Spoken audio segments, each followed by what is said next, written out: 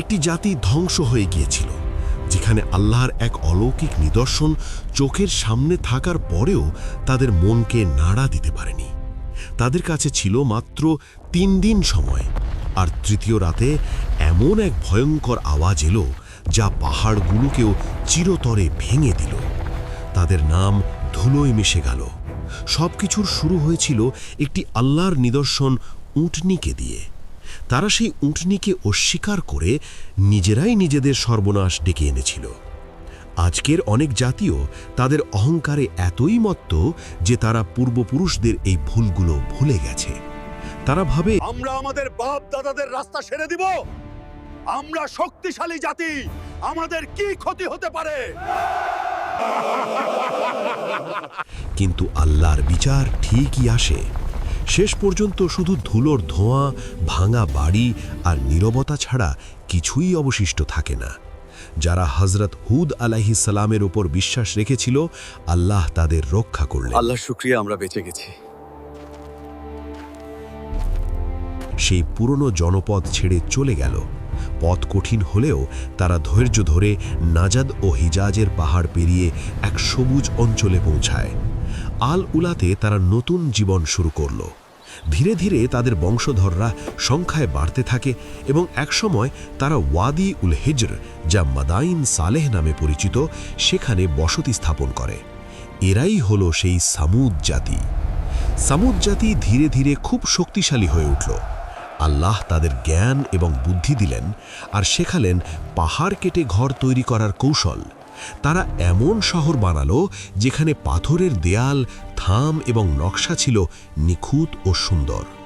কিন্তু সময়ের সাথে সাথে তারা এই সব আল্লাহর দেওয়া অনুগ্রহকে নিজেদের অর্জন বলে মনে করতে শুরু করল। অহংকার তাদের চোখে মুখে ফুটে উঠল। তারা বলতে শুরু করল, এসব আমাদের কঠোর পরিশ্রমের ফল। এরপর তাদের মধ্যে শিরক বা আল্লাহর সাথে অন্যকে শরিক করা ছড়িয়ে পড়ল।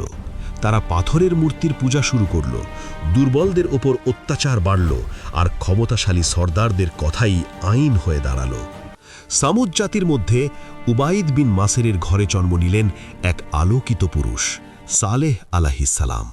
ছোটবেলা থেকেই তার মধ্যে জ্ঞান, বুদ্ধি এবং দয়ামায়া ছিল। যৌবনে পৃথিবীর মোহ তাকে স্পর্শ করতে পারেনি। তার হৃদয়ে শুধু আল্লাহর স্মরণেই লেগে থাকত। একদিন আল্লাহ তাকে নবী বানালেন। তিনি জাতিকে বললেন, স্রেফ আল্লাহর ইবাদত করো, তার পাশে কাউকে অশ্রদ্ধা করো না। তার কথা শুনে প্রধানরা হেসে বলল, কাল পর্যন্ত তুমি আমাদের সহকর্মী ছিলে, আজ তুমি আমাদের মূর্তি পূজায় বাধা দিচ্ছ। সামুদ সর্দাররা একজোট হল। ঠোঁটে বিদ্রুপ, হৃদয় অহংকার আর জিদে ভরপুর হয়ে সালেহ আলাইহিস সালামের দিকে তাকিয়ে বলল, যদি তুমি সত্যিই আল্লাহর নবী হও, তবে আমাদের নিদর্শন দেখাও। এই পাহাড় দেখছো, এর মধ্যে থেকে একটি জীবন্ত শক্তিশালী উটনীর উদ্ভব দেখাও।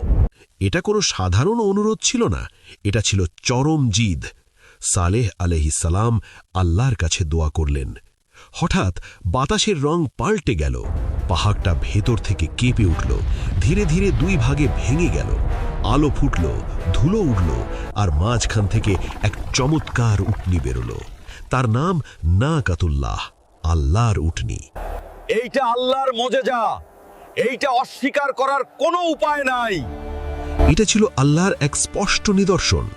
কিন্তু তাদের হৃদয় ছিল পাথরের মতো কঠিন, তাই এই অলৌকিক ঘটনাও তাদের কোনো কাজে এলো না। আমরা কারো সামনে ঝুঁকবো না, এতে যাই হয়ে যাক না কেন। উটনীটি যখন পানি পান করত, তখন সে পুরো কুয়োর পানি শেষ করে দিত, আর যখন দুধ দিত তাতে পুরো জাতির পেট ভরে যেত।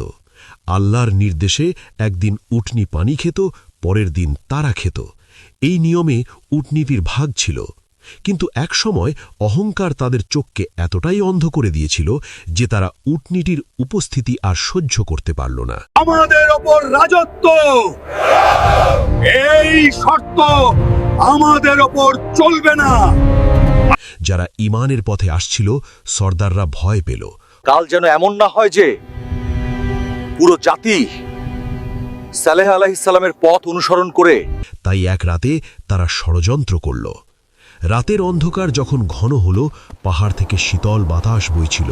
কয়েকজন ঘাতক নাকাতুল্লার পিছু নিল। উটনীটি উপত্যকার দিকে যাচ্ছিল। হঠাৎ তীর ছুটে এসে উটনীটিকে আঘাত করল। উটনীটি মাটিতে পড়ে নিঃশব্দে মারা গেল। এখন কুয়োর পানি শুধু তাদের জন্যই রইল।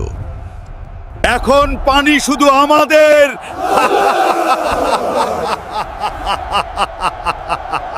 সালেহ আলাইহিসসালাম রাগে দুঃখে বললেন, তোমরা আল্লাহর নিদর্শন ধ্বংস করেছ।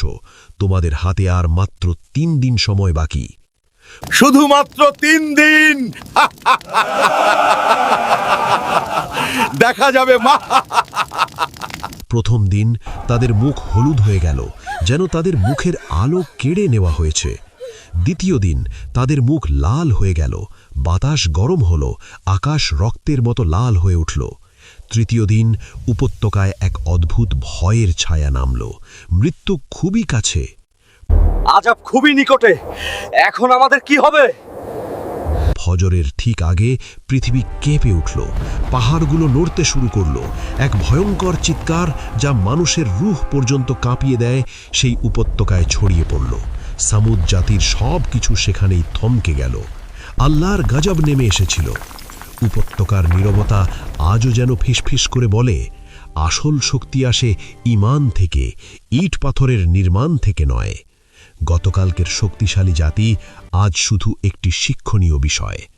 অহংকার উঠলে আযাব আসে। আরও এমন হৃদয়স্পর্শ করা ইসলামিক গল্প দেখতে ভিডিওটি লাইক করুন, মন্তব্যে আপনার মতামত লিখুন এবং চ্যানেলটি সাবস্ক্রাইব করতে ভুলবেন না।